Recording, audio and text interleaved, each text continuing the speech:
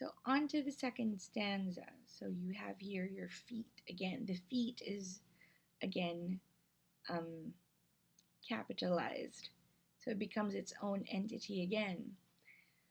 So the feet mechanical go round a wooden way. So from the first stanza where we have an indication of the goings on of the nerves and the heart, it's all internal.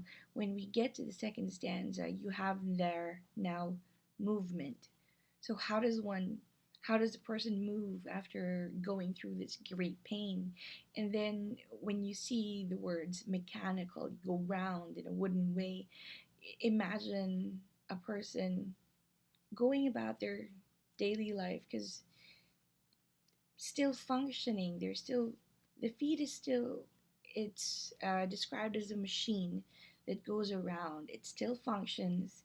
It does what it's supposed to do, but it's only half alive. You're only a machine that keeps on moving, but there's no life in you. That you don't know why you're doing the things that you're doing, only because you have to do them. Um, there's no reason to live. Um, there's no indication that your movements are driven by joy or driven by even need or desire. It's just it's moving on its own, almost like a puppet, which is also another play on wooden way. Because when you say you go round in a wooden way, you walk with like wooden feet. It means that your feet are heavy. It's almost as if you can't carry the weight of yourself when you walk. But also, when you are made of wood, kind of like a puppet, that's that also is an allusion to how sometimes when you're deeply hurt or after you've encountered this damaging trauma, you move almost as if your body is being controlled by an outside source. You don't know how you got up from bed. You don't know how you were able to take a bath, even though when you woke up you didn't feel like getting up from bed, but somehow it's done, it gets done. So that's what it means. It means you still keep moving, go about things the way that you would usually do, but you're not alive in a sense. So just a machine that keeps on moving. All right, so a wooden way of ground or air or odd. Ground and air means there's no sense of place anymore. You can't, um, walking on ground doesn't feel different from walking on air. It's just walking. And ought is a word that you use to say that you should be doing something like I should I should be practicing better penmanship, or I ought to take a bath every day during the quarantine instead of every 3 days, which is 2 or 3 days, which is what I do, kind of. All right, so and it's included in a wooden. The feet are walking in a wooden way on ground or air and odd. Um, so it means that okay, I'm doing this. My feet are moving. They're walking on ground. They're walking on air, and they are doing things that they should be doing. But it doesn't make sense to me, or I don't care for it, or I don't feel the need to do it, but I'm still doing it. So it still builds on the idea of the feet being machine like, only being only moving but not alive, which is kind of how it feels when you encounter this great pain. Regardless of everything else, you grow a contentment like quartz. Quartz is a stone. Okay, so when you say normally when we say contentment, it's something positive. Meaning I'm content with what I have, meaning I'm happy with what I have. But there's also a different side to contentment, which means settling for something and stopping the idea of wanting more beyond what you have, because you've finally gotten used to, or you finally accepted that this is all I'll ever have.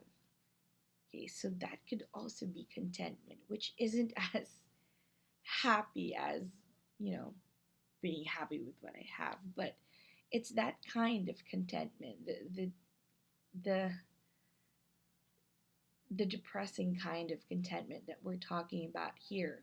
Because when you imagine a stone, okay, what does it do? Right? It is heavy and it sinks to the ocean. So what does the stone do? It is heavy and it sinks to the bottom of an ocean. It sinks to the bottom of a lake. It's like a person drowning. And when you equate that stone with a quartz is also a stone, a kind of stone. So it's it's beautiful, yes, but it's still a stone. So this kind of contentment grows in you, and after possibly years of carrying around this trauma, you've gotten used to the idea that, oh, okay, this is how I will live from now on. I am a walking wounded person, and that's all I'm ever gonna be. And I've kind of accepted it.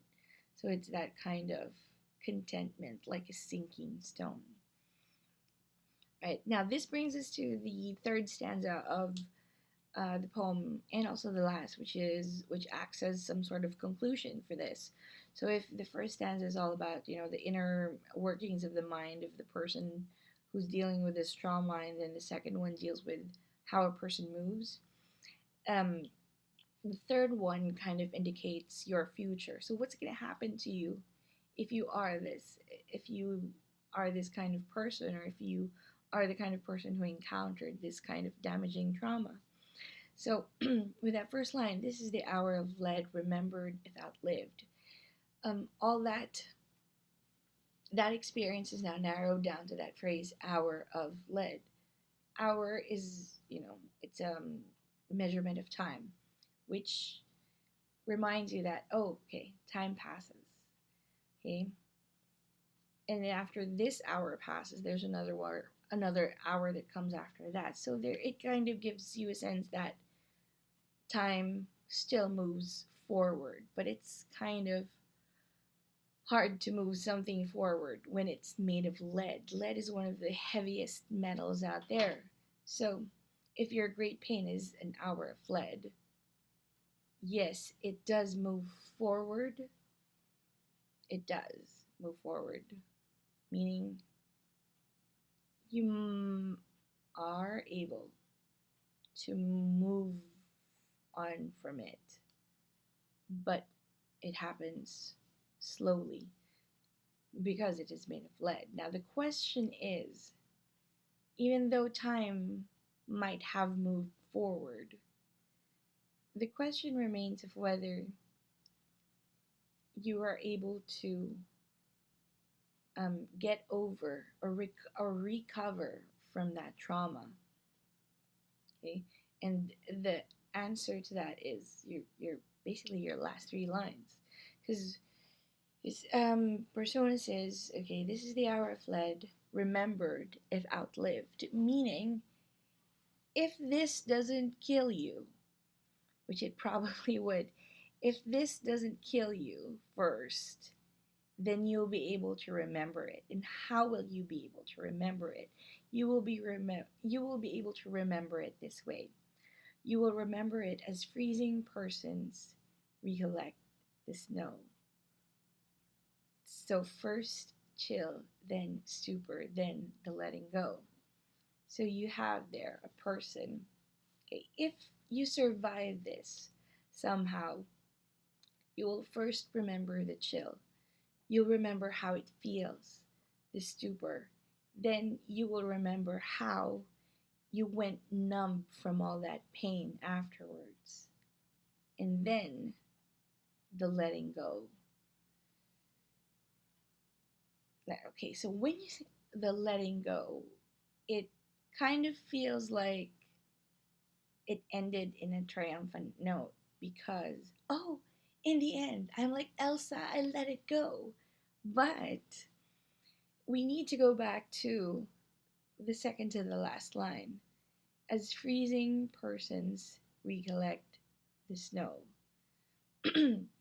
Why do people freeze to death? Because of the snow. So now, if you are going to remember why you were in that miserable place in the first place, you go back to your trauma, right? So you begin, oh, yeah, why am I here? Dying, freezing. Oh, yes, because of the snow. That is you recollecting why you are now dying from. Mm, let's cut that. All right, so so now the question is, this letting go, is it a triumphant letting go, or could it be something else? Because when you say, oh, I let it go, I'm like, Elsa, I let it go. But the question is, were you able to let it go because you were able to recover from the trauma? Or does letting go mean something else? Does it mean that you eventually gave up on yourself? And you just gave up. All right. So the answer to that is to go back to to the last line here. It says you recollect it or you remember it as freezing persons recollect the snow. When you're freezing, why why do you freeze? It's because you're in a really cold place, possibly a place that snows. So that is tantamount to you wondering uh, why am I in this place? Why am I miserable in the first place? You kind of remember your trauma. So that's you going back to the origin of it all. And then you do remember the reason why you're there in that miserable place. And you realize that I may have outlived it because I still remember it. But eventually, you know, you are going to die of this sadness because how how do we know that this person is um dying because you remember it like a freezing person would recollect snow? So that means you are on your way to it. So there's no meaning you're on your way to death because you're freezing to death. Right? So this doesn't leave me with anything hopeful, actually, because even though you are able to move forward, it means that this sadness is eventually going to take over your life. So then the letting go here is not, oh, I'm going to let it go and then I'm going to live my life. The letting go here is, yeah, I give up. I give in to this sadness and it is going to eat me up. All right. So there's there's that very depressing thought at the end of this poem. Okay, but anyway, that's just me. If if you can't take any more sadness in this world, you can choose to read this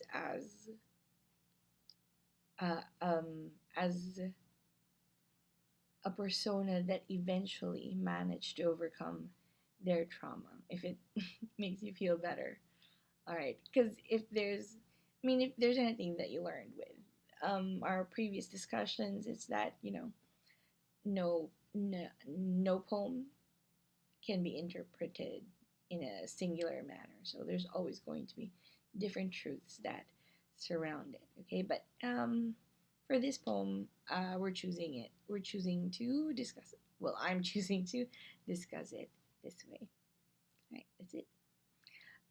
Please go to the next video for a discussion on uh, Cersei's grief.